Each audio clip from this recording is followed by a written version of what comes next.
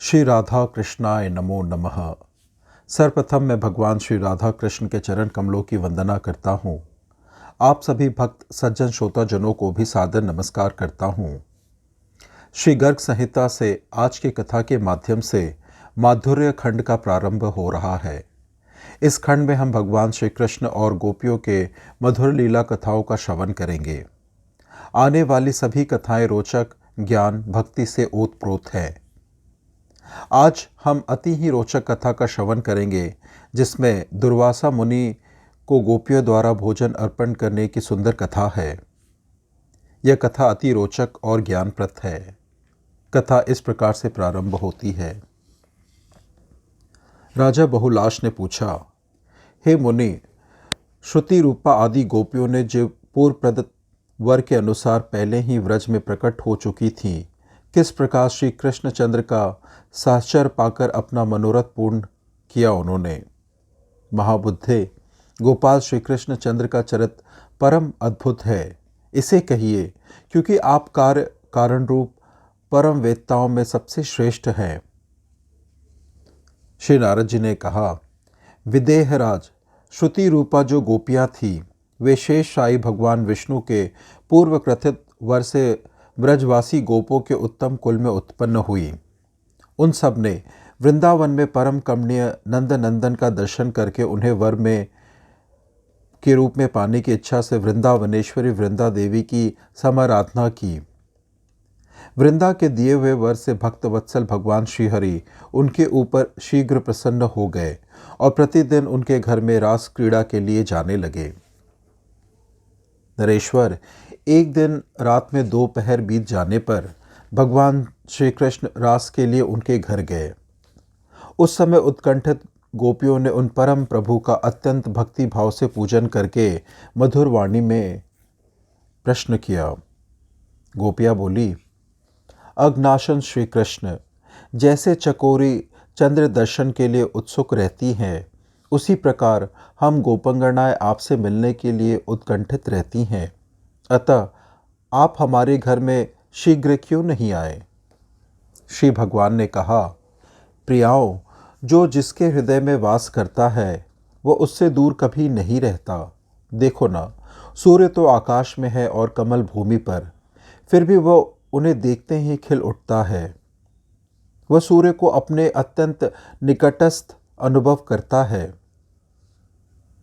प्रियाओं, आज मेरे साक्षात गुरु भगवान दुर्वासा मुनि भांडीर वन में पधारे हैं। उन्हीं की सेवा के लिए मैं चला गया था। गुरु ब्रह्मा है, गुरु विष्णु है, गुरु भगवान महेश्वर है और गुरु साक्षात पर ब्रह्म भी है। उन श्री गुरु को मेरा नमस्कार है। अज्ञान रूपी रतांधी से अंधे हुए मनुष्य की दृष्टि को जिन्होंने ज्ञानंजन की शलाक से खोल लिया है, उन श्री गुरुदेव को नमस्कार है। अपने गुरु को मेरा स्वरूप ही समझना चाहिए और कभी उनकी अवहेलना नहीं करनी चाहिए। गुरु संपूर्ण देवताओं के स्वरूप होते हैं, अतः साधारण मनुष्य समझकर उनकी सेवा नहीं करनी चाहिए। हे प्रियाओं, मैं उनका पूजन करके तथा उनके चरण कमलों में प्रणाम करके तुम्हारे घर देरी से पहुंचा हूँ। श्री नारद जी कहते हैं, राजन, श्री कृष्ण का यह उत्तम वचन सुनकर समस्त गोपंगनाओं को बड़ा विस्मय हुआ। वे हाथ जोड़कर सिर झुकाकर श्री कृष्ण से बोली। गोपियों ने कहा, हे प्रभु, ये तो बड़े आश्चर्य की बात है। आप स्वयं परिपूर्णतम परमेश्वर के भी गुरु दुर्वासा मुनि है। ये जानकर हमारा मन उनके दर्शन के लिए उत्सुक हो उठा है।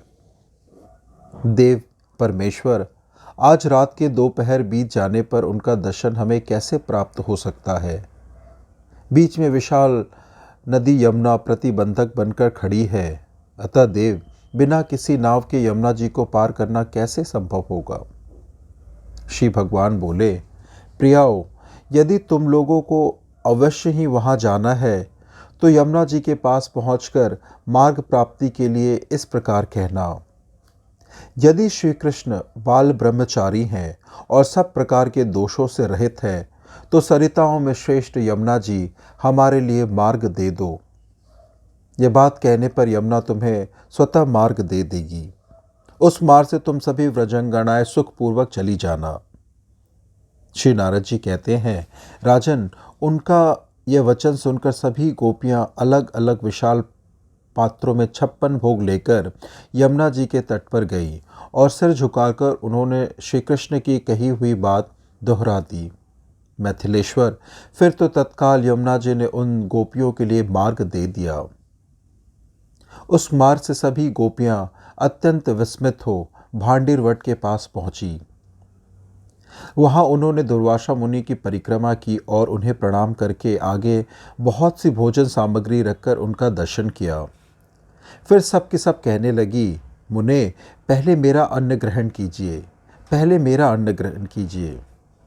इस तरह परस्पर विवाद करती हुई गोपियां के भक्ति सूचक भाव जानकर मुनि श्रेष्ठ दुर्वासा ने यह विमल वचन कहा। मुनि बोले, गोपियों, मैं कृत परम हंस हूँ, निष्क्रिय हूँ, इसलिए तुम लोग अपना अपना भोजन अपने ही हाथों से मेरे मुंह में डाल दो। श्री नारद जी कहते हैं, राजन, यूँ कहकर जब उन्होंने अपना मुंह फैलाया तब सभी गोपियों ने अत्यंत हर्ष के साथ अपने अपने 56 भोगों को उनके मुंह में एक साथ ही डालना आरंभ किया। अन्न डालती हुई उन गोपियों के देखते देखते मुनीश्वर दुर्वासा क्षुधा से पीड़ित की भांति उन समस्त भोगों को, जो करोड़ों भार से कम न थे, चट कर गए। गोपियां आश्चर्यचकित हो एक दूसरी की ओर देखने लगी। नृपश्रेष्ठ, इस तरह उनके सारे बर्तन खाली हो गए। तत्पश्चात उन परम शांत और भक्त वत्सल मुनि को विस्मित हुई सभी गोपियों ने पूर्ण मनोरथ होकर प्रणाम किया और इस प्रकार कहने लगी। गोपियों ने कहा, हे मुने, यहाँ आने से पूर्व श्री कृष्ण की कही हुई बात दोहराकर मार्ग मिल जाने से यमुना जी को पार करके हम लोग आपके समीप दर्शन की शुभ इच्छा लेकर यहाँ आए थे। अब इधर से हम कैसे जाएंगी, यह महान संदेह हमारे मन में हो गया है। अतः आप ही ऐसा कोई उपाय कीजिए जिससे मार्ग हल्का हो जाए। मुनि बोले, गोपियों, तुम सब यहाँ से सुखपूर्वक चली जाओ। जब यमुना जी के किनारे पहुँचो तब मार्ग के लिए इस प्रकार कहना, यदि दुर्वासा मुनि इस भूतल पर केवल दुर्वा का रस पीकर रहते हों, कभी अन्न और जल न लेकर व्रत का पालन करते हों, तो सरिताओं की शिरोमणि यमुना जी, हमें मार्ग दे दो। ऐसी बात कहने पर यमुना जी तुम्हें स्वतः मार्ग दे देंगी। श्री नारद जी कहते हैं, नरेश्वर, यह सुनकर गोपियां उन मुनि पुंगव को प्रणाम करके यमुना के तट पर आई और मुनि की बताई हुई बात कहकर नदी पार हो श्री कृष्ण के पास आ पहुंची। वे मंगलधामा गोपियां इस यात्रा के विचित्र अनुभव से विस्मित थी। तदंतर रास में गोपंगनाओं ने श्री कृष्ण की ओर देखकर अपने मन में उठे हुए संदेह को उनसे पूछा। एकांत में श्री हरि ने उन सब का मनोरथ पूर्ण कर दिया था। गोपियां बोली, प्रभु, हमने दुर्वासा मुनि का दर्शन उनके सामने जाकर किया है, किंतु आप दोनों के वचनों को सुनकर उनकी सत्यता के संबंध में हमारे मन में संदेह उत्पन्न हो गया है। जैसे गुरुजी असत्यवादी हैं, उसी तरह चेला जी भी मिथ्यावादी हैं, इसमें संशय नहीं है। अग्नाशक, आप तो गोपियों के उपपति और बचपन से ही रसिक हैं, फिर आप बाल ब्रह्मचारी कैसे हुए, यह हमें स्पष्ट बताइए।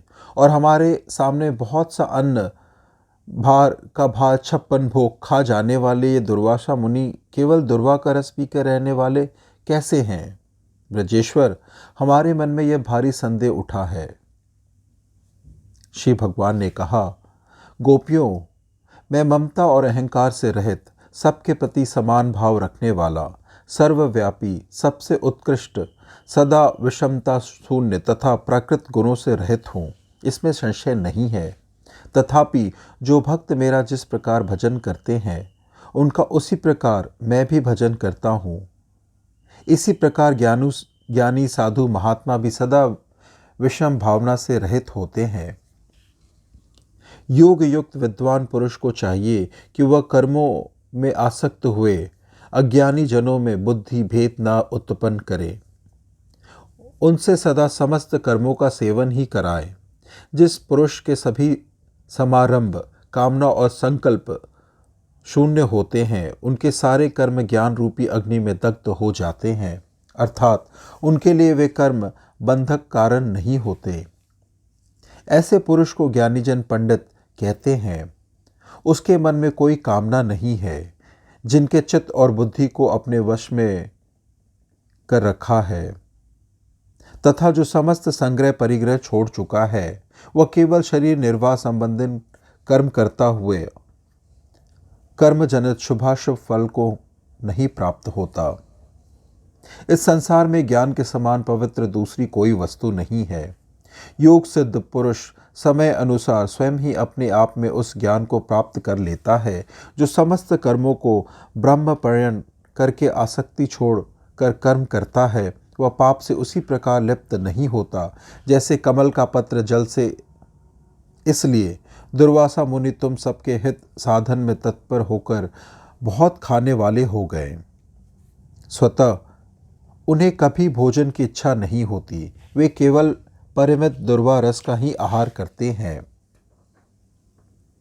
नारद जी कहते हैं, मैथिलेश्वर, श्री कृष्ण का यह वचन सुनकर समस्त गोपियों का संशय नष्ट हो गया। वे श्रुति रूपा गोपंगनाएं ज्ञानमयी हो गई। इस प्रकार से आज की उत्तम दिव्य रोचक कथा यहीं संपन्न होती है। कथा श्रवण करने के लिए और अपना बहुमूल्य समय देने के लिए आपको धन्यवाद। श्री राधा कृष्णाय नमो नमः।